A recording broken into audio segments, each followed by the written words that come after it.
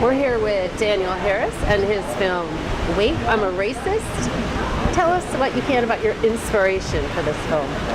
Well, the movie was actually, I wrote at least part of the script a number of years ago, and then it kind of got shelved because it didn't really seem to be going anywhere in my head until just as a country we've had an interesting past couple of years with race relations, which weren't that pleasant. So I just kind of revisited the work, and then things started to click in terms of the story and me being able to get the full story arc in there that was missing from before. So I just sort of dusted it off, kind of showed the script around, and we got the ball rolling. So what was your original inspiration? I don't know if I can remember what the original inspiration was. I think it was, it all kind of had to go back to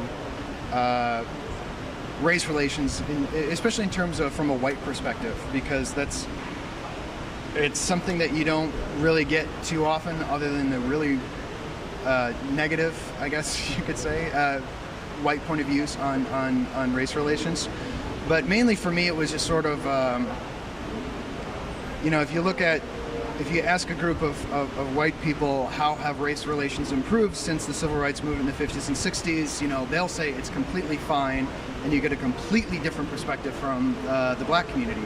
And there's such a disconnect there, and I thought that white people tend to be so clueless when it comes to racism and its existence, like some people don't even believe it even exists anymore, that there was something amusing about it.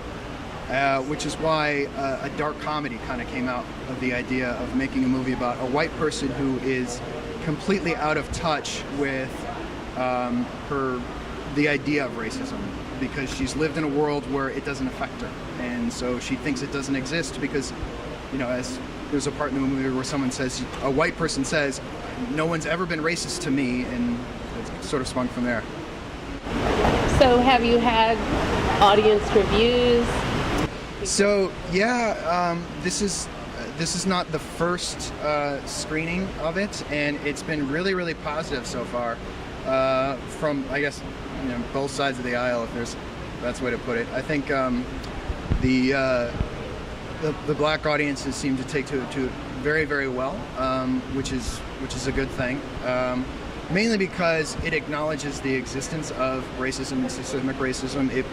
It points the finger at certain things that, people like myself, heterosexual white male, can kind of take for granted on a daily basis, because I live in a country that really likes white heterosexual males. Even in 2016, society deems me to be at the top, which is unfortunate, obviously, and we're having a lot of discussion in this country about how to change that, or at least acknowledge it, and the first step is admitting there is a problem. So that's what this movie kind of does. It's a character who takes the first step in admitting there is a problem. What other projects do you have in the works? So this was one of two. I made this simultaneously with another short film, which is actually a thriller noir. It's a complete departure from a dark comedy. And that was made as sort of a proof of concept film for a feature-length screenplay that I wrote.